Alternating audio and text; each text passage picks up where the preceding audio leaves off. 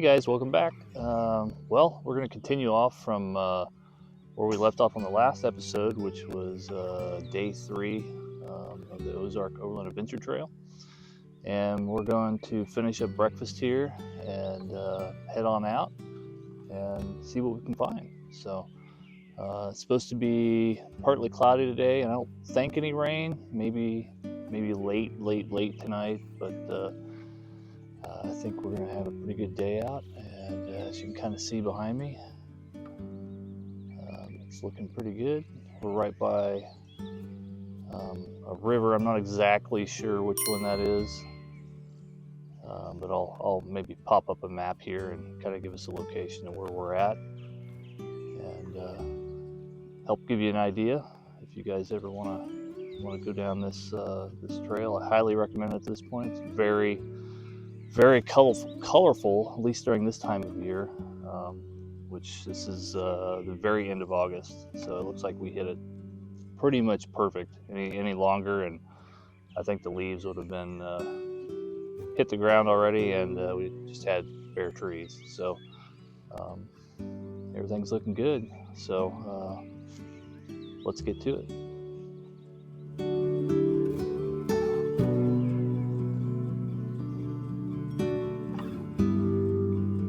Well, I thought I'd show you around camp real quick.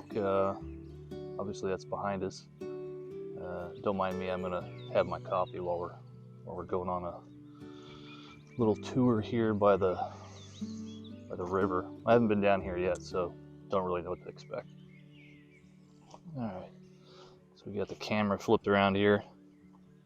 We came across this, like I said, fairly late in the evening.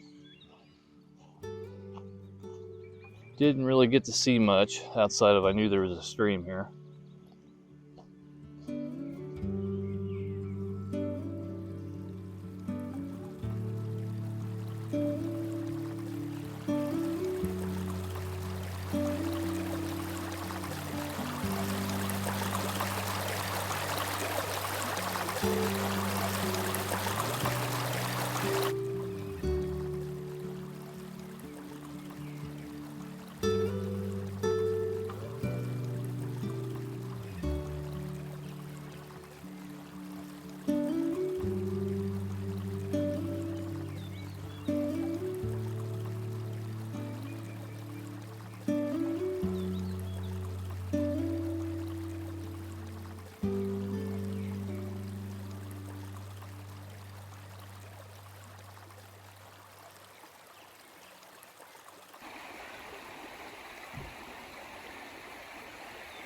Wow, good morning.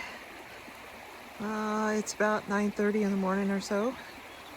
We got camp packed up, and I didn't get a chance to come down here yet, so I thought I'd look. I know Ryan took some footage already. It's just really, really pretty out this morning. We got some good sun. We came in here late last night. It was already dark, and didn't get to see much, obviously. But yeah, we camped just on the other side of the river. And we've got pretty Ozark water. It's a little cloudy still from the rain, but you can see normally. Hey there, it's me. Hi. It's that nice blue turquoise color. Right now it's a little on the white side because of the silt and the limestone that washes into the river. That's what gives it that blue-green color.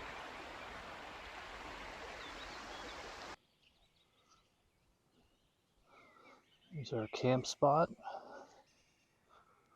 we found in the middle of the night. It's a pretty big clearing. Lots of space for a big group. You could easily fit, wow, I don't know, 10 cars in here. So kind of give you a whole 360 here.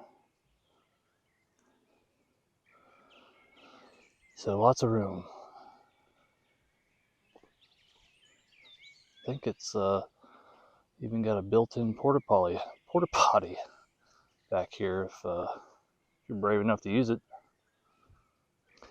Another added note out here, if you plan to come do the Ozark Overland Adventure Trail, not a lot of gas stations. Um, as much as I thought I'd find at least, one or two scattered amongst the small towns, nope. At least if they are, they're completely hidden. So, yeah.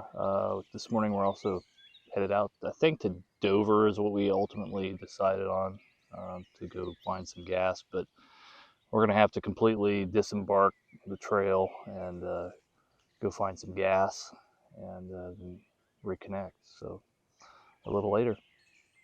So just be forewarned, if you do come out this way, either bring some extra gas with you, which we normally bring at least 5 gallons, but I broke the cap on mine our last trip and completely spaced ordering a new one. So we didn't bring any extra fuel this time. But anyhow, food for thought.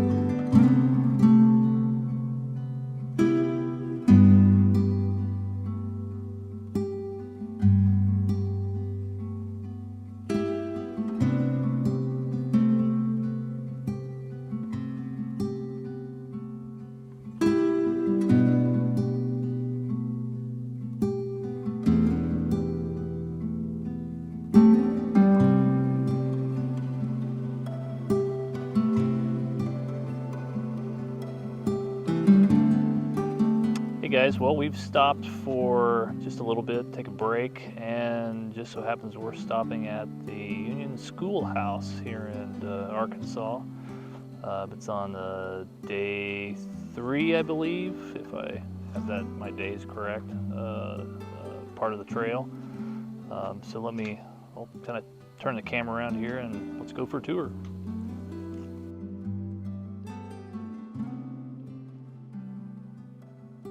The Union School is a historic school building in a rural setting of the Ozark St. Francis National Forest in Johnson County, Arkansas. During the late 1800s, the original schoolhouse was built on this location. However, the school unfortunately burned down from a chimney fire on January 27, 1928, during classes. The building that stands today was built between 1928 and 1929 by Willis Warren and his son-in-law, Orville Skaggs. Although electricity was not installed, classes resumed on Monday, July 21, 1929. Kerosene lanterns were hung throughout the buildings to provide light, and with only 2 classrooms separating 1st through 4th and 5th through 8th, and only 2 teachers, Miss Velma Graves and Mildred Beasley, were to teach the students 6 months a year. Students would attend class regularly from 8 a.m. to 4 p.m., and depending on the school's financial state, a 3-month summer school was also an option. Students were asked to bring their own lunch to school as well, and after a few years, teachers began to cook the lunches for the students. Most of the time, the students were served vegetable food, prunes, and dried peaches, and as part of their daily routine, students sat down to eat lunch at their desk. Today, the building stands and has been unused for almost 30 years, and the community of Mount Levi has left this schoolhouse to remind us of how life was in the early 1900s. Personally, I love seeing these old historic buildings and the history that's behind them. No matter who you are, it should help everyone to appreciate just how far we've come, yet sometimes reminds us that new ways aren't always better.